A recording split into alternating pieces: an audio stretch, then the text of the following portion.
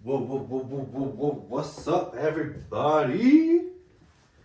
I don't know about y'all, but I'm enjoying the numbers. Things are getting kind of juicy. We're seeing how things are playing out.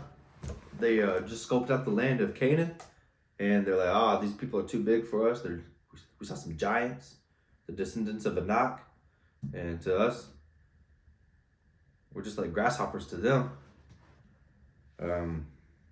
Today's upload, February the 10th. We're doing numbers 14 through 16. So I'm just going to jump right into it. Israel refuses to enter Canaan. That's what it says. So all the congregation lifted up their voices and cried, and the people they wept that night. And the children of Israel complained against Moses and Aaron, and the whole congregation said to them, "If only we had died in the land of Egypt, or if only we had died in this wilderness." They're crying, we wouldn't have to be dealing with this, but woe is us, essentially. They said, "Why has the Lord brought us to this land to fall by the sword, that our wives and our children should become victims? Would it not have been better for us to return to Egypt?" So they said to one another, "Let us select a leader and return to Egypt." Then Moses and Aaron fell on their faces before all the assembly of the congregation of the children of Israel. But Joshua the son of Nun and Caleb the son of Jephunneh, who were among those who had spied out the land, tore their clothes, and they spoke to all the congregation of the children of Israel, saying, "The land we passed through to spy out is exceedingly good land.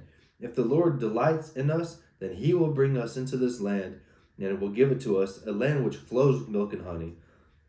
Only do not rebel against the Lord, nor fear the people of the land, for they are our bread. Their protection has departed from them, and the Lord is with us. Do not fear them." And all the congregation said to stone them with stones. Now the glory of the Lord appeared in the tabernacle of meeting before all the children of Israel. So I don't know if they're trying to stone the two dudes that spoke up and said, "No, trust the Lord," or if they meant the Canaanites and stuff. I think they're wanting to stone these guys for speaking out against them. But anyway, so the Lord, I guess he appears. So Moses intercedes for the people. Then the Lord said to Moses, "How long will these people reject me? And how long will they not believe me with all their signs which I have performed among them? I will strike them with pestilence and disinherit them, and I will make you a nation greater and mightier than they."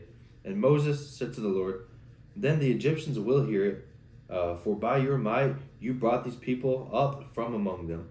And they will tell it to the inhabitants of this land. They have heard that you, Lord, are among these people, that you, Lord, are seen face to face, and your clouds stand above them, and you go before them in a pillar of cloud by day and a pillar of fire by night. Now if you kill these people as one old man..." So it says, I guess Moses is still talking to the Lord. "Now if you kill these people as one man, then the nations which have heard your name of fame will speak, saying, because the Lord was not able to bring this people to the land which he swore to give to them, therefore he killed them in the wilderness. And now I pray, let the power of my Lord be great, just as you have spoken, saying, the Lord is long-suffering and abundant in mercy, forgiving iniquity and transgression, but he by no means clears the guilty, visiting the iniquity of the fathers on the children to the third and fourth generations. Pardon the iniquity of this people, I pray, according to the greatness of your mercy, just as you have forgiven this people from Egypt until now."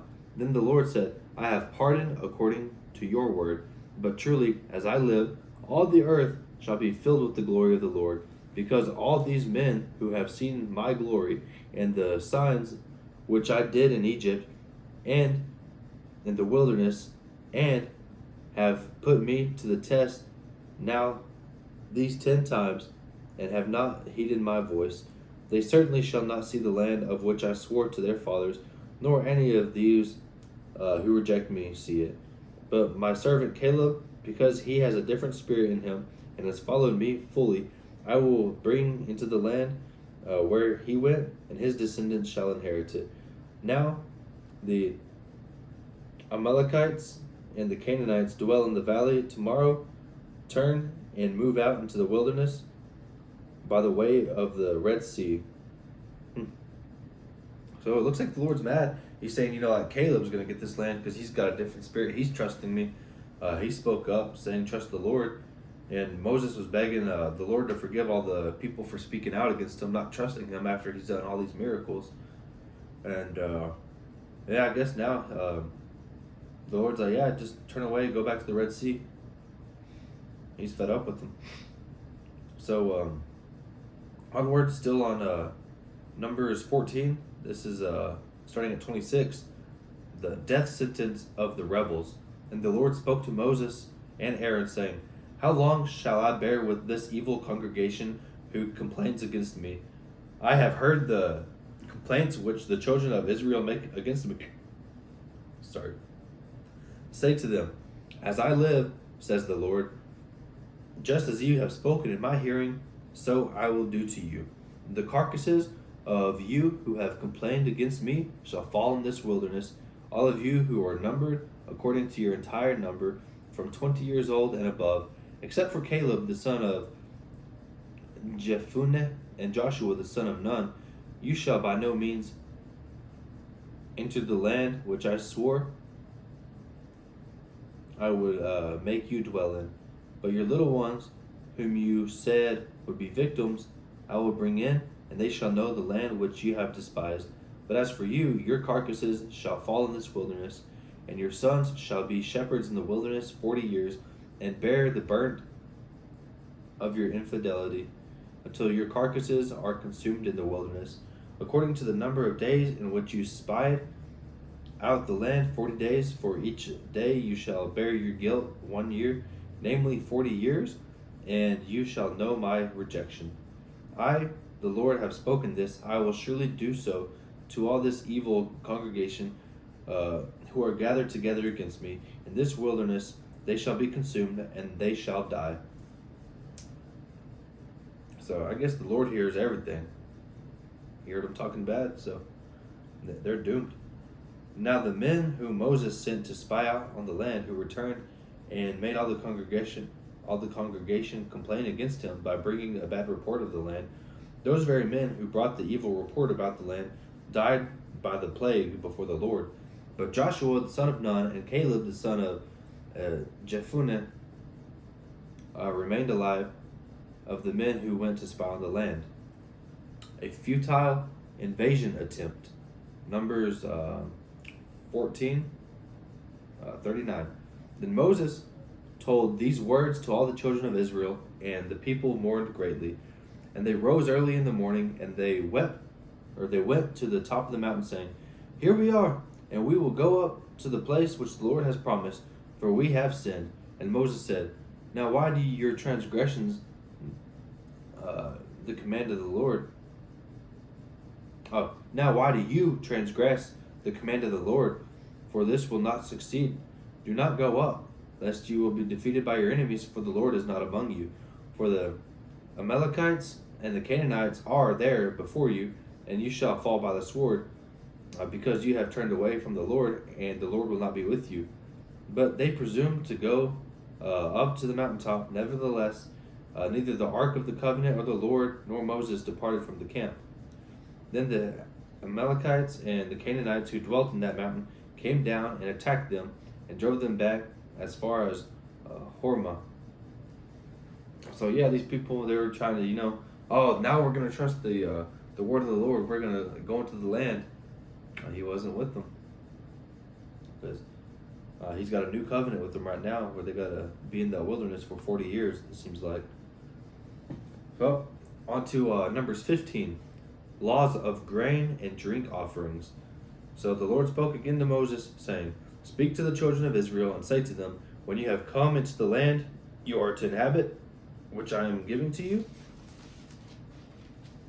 and you make an offering by fire to the Lord, a burnt offering or a sweet sacrifice to fulfill a vow, or a free will offering in your appointed feasts to make a sweet aroma to the Lord, from the herd or from the flock, then he who presents his offering to the Lord shall bring a grain offering of 1/10 of an ephah of fine flour mixed with 1/4 of hin or oil, 1/4 of a hin of oil, and 1/4 of a hin of wine as a drink offering. You shall prepare with the burnt offering or the sacrifice for each lamb. Or a ram you shall prepare as a grain offering 2/10 of an ephah of fine flour mixed with 1/3 of a hin of oil. And as a drink offering you shall offer 1/3 of a hin of wine as a sweet aroma to the Lord.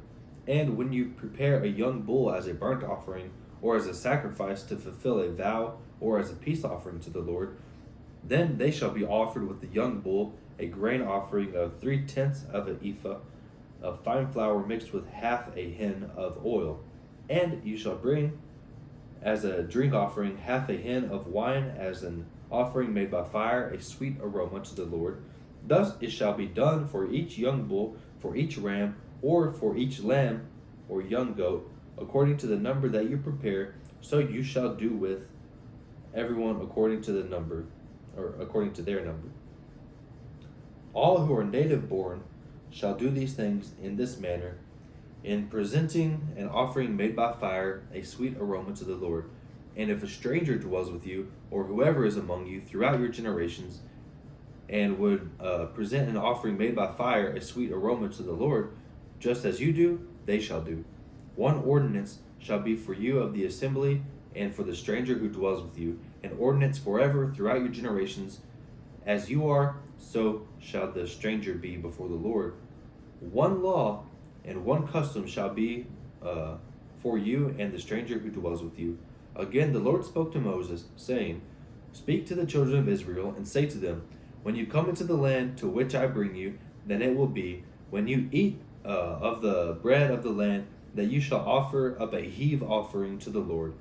You shall offer up a cake of the first of your ground meal as a heave offering of the threshing floor, so you shall offer it up. Of the first of your ground meal you shall give to the Lord a heave offering throughout your generation, all of your generations. Okay, now the laws concerning unintentional sin. If you sin unintentionally, do not observe all these commandments which the Lord has spoken to Moses.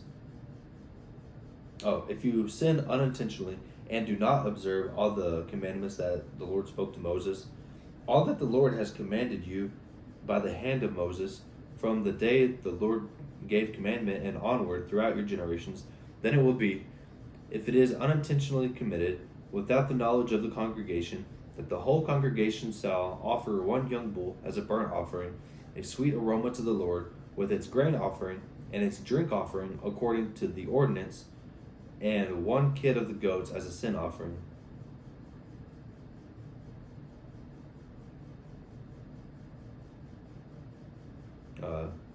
So the priest shall make atonement for the whole congregation of the children of Israel, and it shall be forgiven them, for it was unintentional. They shall bring their offering, an offering made by fire to the Lord, and their sin offering before the Lord for their unintended sin. It shall be forgiven the whole congregation of the children of Israel and the stranger who dwells among them, because of the people they did it unintentionally. And if a person sins unintentionally, then he shall bring a female goat in its first year as a sin offering. So the priest shall make atonement for this person who sins unintentionally, when he sins unintentionally before the Lord, to make atonement for him, and it shall be forgiven him. You shall have one law for him who sins unintentionally, for him who is native born among the children of Israel, and for the stranger that dwells among them. So I'm just kind of confused. Like, you sin unintentionally, so you sin, but you don't know that you're sinning. How do you know to repent and make the offering? I don't know, maybe someone can call you out on it and be like, hey, you sinned, and you're, oh, dang it, I didn't mean to. All right, well, then I guess, like, once it's brought to your attention, but I feel like a lot of sin might just go unnoticed. So I was kind of thinking maybe, like, once a year or something, like, they could have an offering, like, all right, well, everyone who sinned and didn't know it, like, they'd be forgiven. But, I don't know. Onward to Numbers 15:30. Law concerning presumptuous sin. But the person who does anything presumptuously, whether he is a native born or a stranger, that brings reproach on the Lord, and he shall be cut off from among his people, because he has despised the word of the Lord and has broken his commandment, that the person shall be completely cut off, his guilt shall be upon him. So, hey, you sin on purpose, cut off. On to Numbers 15:32. Now while the children of Israel were in the wilderness, they found a man gathering sticks on the Sabbath day, and those who found him gathering the sticks brought him to Moses and Aaron and to the whole congregation. They put him under guard because it had not been explained what should be done to him. Then the Lord said to Moses, the man must surely be put to death. All the congregation shall stone him with stones outside the camp. So, as the Lord commanded Moses, all the congregation brought him outside the camp and stoned him with stones, and he died. Because remember, you're not supposed to work on the Sabbath. On to tassel on garments. And again the Lord spoke to Moses, saying, speak to the children of Israel. Tell them to make tassels on the corners of their garments throughout their generations, and to put a blue thread in the tassel of the corners. And you shall have the tassel that you may look upon it and remember all the commandments of the Lord and do them, and that you may not follow the harlotry to which your heart and your own eyes are inclined, and that you may remember and do all of my commandments and be holy to your God. I am the Lord your God, who brought you out of the land of Egypt to be your God. I am the Lord your God. To Numbers 16, rebellion against Moses and Aaron. Now Korah, the son of Izhar, the son of Kohath, the son of Levi, with Dathan and Abiram, the sons of Eliab, and On, the son of Peleth, the sons of Reuben, took men. And they rose up before Moses with some of the children of Israel, 250 leaders of the congregation, representatives of the congregation, men of renown. They gathered together against Moses and Aaron and said to them, you take too much upon yourselves, for all the congregation is holy, every one of them, and the Lord is among them. Then why do you exalt yourselves above the assembly of the Lord? So when Moses heard it, he fell on his face, and he spoke to Korah and all his company, saying, tomorrow morning the Lord will show who is his and who is holy, and will cause him to come near the Lord. The one whom he chooses, he will cause to come near to him. Do this, take censers, Korah and all your company, put fire in them, and put incense in them before the Lord tomorrow. And it shall be that the man whom the Lord chooses is the Holy One. You take too much upon yourselves, you sons of Levi. Then Moses said to Korah, hear now, you sons of Levi, it is a small thing to you that the God of Israel has separated you from the congregation of Israel to bring you near to himself, to do the work of the tabernacle of the Lord, and to stand before the congregation to serve them, and that he, the Lord, has brought you near to himself, you and all your brethren, the sons of Levi, who are with you, and you are seeking the priesthood also? Therefore, you and all your company are gathered together against the Lord, and what is Aaron, that you complain against him? And Moses sent to call Dathan and Abiram, the sons of Eliab, but they said, we will not come up.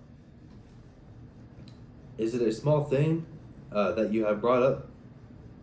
Is it a small thing that you have brought us up to the land flowing with milk and honey to kill us in the wilderness? that you should keep acting like a prince over us? Moreover, have you not brought us into the land flowing with milk? Moreover, you have not brought us into the land flowing with milk and honey, nor given us the inheritance of the fields of the vineyard. Will you put out the eyes of these men? We will not come up. Is what they were saying to Moses. Like, hey, you still haven't brought us to this land. Like, why should we believe you? And then Moses was very angry and said to the Lord, do not respect their offering. I have not taken one donkey from them, nor have I hurt one of them. And Moses said to Korah, tomorrow you and all your company be present before the Lord, you and they, as well as Aaron. Let each take his censer and put incense in it, and each of you bring his censer before the Lord, 250 censers, both you and Aaron, with his censer. So every man took his censer and put fire in it, laid incense on it, and stood at the door of the tabernacle of meeting with Moses and Aaron.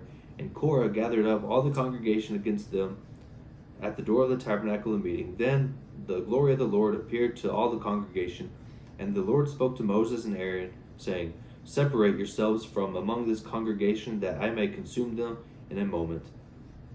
Then they fell on their faces and said, O God, the God of the spirits of all flesh, shall one man sin? You be angry with all the congregation? So the Lord spoke to Moses, saying, speak to the congregation, saying, get away from the tents of Korah, Dathan, and Abiram. Then Moses rose and went to the Dathan and Abiram. The elders of Israel followed him. And he spoke to the congregation, saying, depart now from the tents of these wicked men, touch nothing of theirs, lest you be consumed in all their sins. So they got away from around the tents of Korah, Dathan, and Abiram, and Dathan and Abiram came out and stood at the door of their tents with their wives and their sons and their little children. And Moses said, by this you shall know that the Lord has sent me to do all these works, for I have not done them of my own will. If these men die naturally, like all men, or if they're visited by the common fate of all men, then the Lord has not sent me. But if the Lord creates a new thing, and the earth opens up its mouth and swallows them with all that belongs to them, and they go down alive into the pit, then you will understand that these men have rejected the Lord. Now it came to pass, as he finished speaking all these words, that the ground split apart under them, and the earth opened its mouth and swallowed them up with their households, and all the men with Korah with all their goods. So they and all those with them went down alive into the pit. The earth closed over them, and they perished from among the assembly. Then all Israel who were around them fled at their cry, for they said, lest the earth swallow us up also. And a fire came out from the Lord and consumed the 250 men who were offering incense. Then the Lord spoke to Moses, saying, tell Eleazar maybe, from the son of Aaron the priest, to pick up the censers out of the blaze, for they are holy, and scatter the fire some distance away. The censers of the men who sinned against their own souls, let them be made into hammered plates as a covering for the altar. Oh, the censers of the men who sinned against their own souls, let the censers be made into hammered plates as a covering for the altar. Because they presented them before the Lord, therefore they are holy, and they shall be assigned to the children of Israel. So Eleazar the priest took the bronze censers, which those who were burned up had presented, and they were hammered out